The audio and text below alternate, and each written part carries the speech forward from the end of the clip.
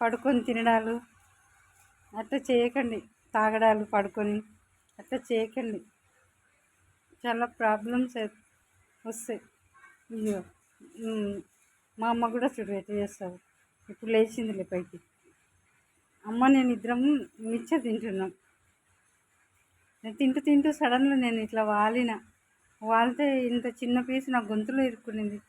అమ్మమ్మ ఎందుకు గొంతులో ఇరుక్కుంది అంటే, ఏం కాదులే బిడ్డ, నీళ్ళు తాగండి. అప్పుడు వెంటనే లేచి ఒక చుక్క నీళ్ళు తాగింది.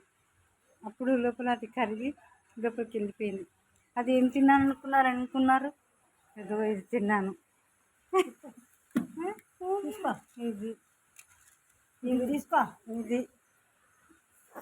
ఇది అంత పెద్ద పని చేసింది, ప్రాణం పోయినంత చేసింది. అందుకని పడుకొని తాగడాలు పడుకొని తినాలి చేయకండి ప్లీజ్.